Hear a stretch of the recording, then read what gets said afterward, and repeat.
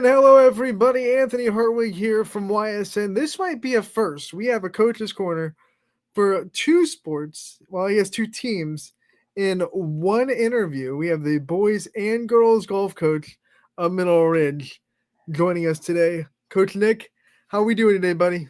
Good. How are you, Anthony? We are good. You are a busy Awesome. man in the fall, and we're going to talk about it. The boys and girls golf coach. I think first year that you're both, right? Yes, For first year Mineral both. Ridge. Yes, Um, absolutely. I think the first question that people would probably want me to ask is, what was going through your mind when you decided to take on two teams in one season? Well, you know what? The girls, I've had them since the inception 5 years ago, and they've really come a long way. But Coach Brown was wonderful, and he stepped down to be able to see his son more. So I felt it was like almost like an obligation to be able to do both. And I've known these kids since they were in elementary school. So I definitely was like, you know what? I got to do it. It's definitely going to be time consuming and challenging, but I'm up for the challenge, most definitely. I love it, Coach. That's exactly the right answer. And we are going to ask you about both teams here today, talk to about both programs. We'll start on the girls' side. It's always ladies first, right? Absolutely. So let's talk about the girls' golf team. Let's start with the roster and the players that you think are the real leaders of the team that can really you can lean on for success. Absolutely. So we have a solid core of juniors coming back. We had a big injury to Izzy Showalter, so we're definitely missing her. But Savannah Turek, who's a junior, Elena Valley, who's a junior, and Ali Zolka are definitely the leaders of the team. And Olivia Robinson is a senior this year, and she's definitely really stepping up for us. And Katie Jensen's a junior as well. And we're actually getting some nice play from a couple underclassmen too that kind of are just getting their feet wet per se in the game of golf. So it's really looking good. We're off to a really good start. Right now we're 3-0 and we've won a couple try matches and some league matches. So it's definitely a very good start to the season so far. I think some other small schools hear all those names and they want those kind of numbers. What is the numbers like for the girls golf program and how did it get so big? I mean, you guys have so many golfers at your disposal on this girls team. Absolutely.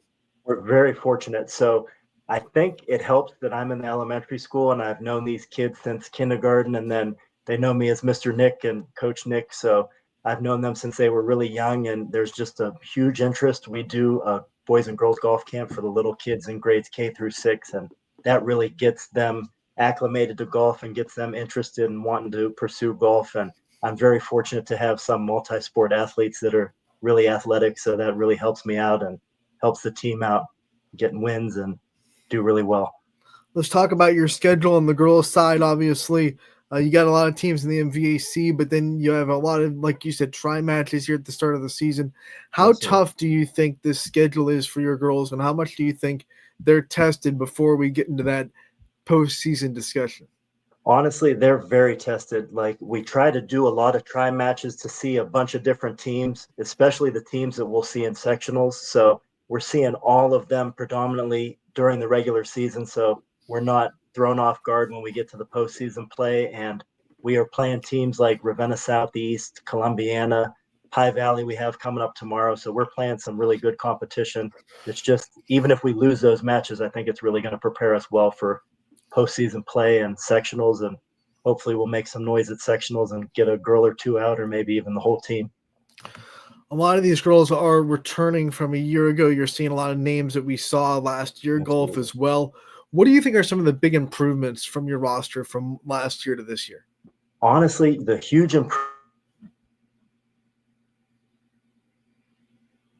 really can't get upset. Like, their mindset is so much better, and they've grown so much just over this past off season that they hit a bad shot and it's really on to the next shot. We're not spewing over the bad shot that we hit on the last hole, and just the whole mindset is, we're down a girl, but it's next man up type mentality, next female up, I should say. So those other girls are really stepping up and really buying in, and it's really great to see. As you already said, you're 3-0. So I guess the big question is before we start talking about the other half of the golf program, what are the ceilings for this program? What are some things that you think these girls are legitimately capable of accomplishing before the season is over? Honestly, I really think Southeast is exceptional in our conference, but I really think we can be up at the top of our conference in conference play. and I'm really looking forward for our tournament at the Trumbull County Invitational. I really think we can be up in the top two, around there too, maybe top three. But I really think that there's a good shot that some of these girls may even make it out of sectionals and onto districts. And if everything falls into place, maybe even getting somebody to state. And definitely in the next year or maybe next year, I definitely think we could do that as well too. Now, normally, if you watch our coach's corner, we wind down. We just talked about the schedule. You'd be like, okay, this is close to the end of the coach's corner. Buckle in. Got another Right. team to talk about, Coach. We have to go Absolutely. and flip it to the boys' side. Let's talk about their roster and some of the guys that you have leading this Middle Ridge golf team. Absolutely. So we have a bunch of guys coming back. Jack Geddes, who actually played exceptional today. I can't say enough. He had a phenomenal round. He shot 1 under par. We came up a little short against Lowville, but they have a really good team this year too. And it's nice because we turn around and we go to their place and play them on Monday. So I'm really excited about that. But I have a really nice group of seniors: Jack Geddes, Blake Basista, Caden Powell, Eric, Christoph, and a bunch of younger ones. Grant Wiscott too is another senior. So there's some underclassmen too. We got a newcomer this year, Dominic Balestrino, who very athletic young man. He plays baseball and hockey, so he's going to really step in and help us out too. But I really think the sky's the limit for us. We didn't get that win we wanted to today, and we started off in the Trumbull County Invitational the other day, and we showed pretty well. We didn't have our best stuff, but the boys have a great mindset too, and I think they have a really high ceiling, and they're going to do really well this year as well. When we talk leadership, I mean, we know a lot of those guys from other sports. We've heard their Absolutely. names. Who do you think are some of the alphas or the guys that are in that group that just stand out as, you can lean on them in tough times and you can kind of trust them to be second coaches for you? Absolutely. So the two that come to mind are definitely Jack and Blake. Jack's playing football this year, so he's balancing golf and football, and he's been great in baseball. And Blake's a multi-sport athlete. He plays football, basketball, he's golfing, so he does track as well. I could really lean on them and their leadership, and they kind of guide the guys in the right direction. And if I'm not there, they step in and really do an excellent job. How many fingers do you have in front of your eyes when football happens and they're like, Jack, don't well, you do it, don't you do it, buddy? There's two really good ones, but you know what? We have a nice amount of depth, and Coach Hake's going to do an excellent job here at Ridge, but he's been wonderful too. I can't say enough good stuff about giving me these guys until our first game. So I'm very thankful to you, Coach Hake, for giving me them as much as possible before the season starts. But yeah, it's going to be tough, but there's a couple guys that I think are really going to step up in place when Blake and Jack have to go to football. You're sitting there like, don't get hurt, guys. Don't get hurt. Come on, Yeah, come on, exactly. keep it going. Absolutely. When you think about like we asked for the schedule on the girls' side, the schedule for the boys' side, and how much that it really tests them before tournament time, talk about that a little bit. So same thing as well. Our MVAC, you don't think it's really good, but Lowville, we have McDonald coming up tomorrow. That's a great match. Coach Vukovic, good friend, and he does an excellent job at McDonald. Springfield, Coach Del Torio was actually my teacher when I was younger. So there's a lot of talent in the MVAC, and we have a couple matches outside of the MVAC that I think are really going to prepare us well for the tournament too. I know we have Howland on the schedule. Columbiana's an exceptional team as well. So there's a lot of matches. Same thing. We're trying to play a lot of people that we see in sectionals, and we opened up at the Trumbull County Invitational, and we probably could have played a little bit better, but we played the likes of Warren JFK, North Royalton, a lot of Division Ones from Canton and Cleveland. So that really helps us out, I think, down the road when we come to tournament play.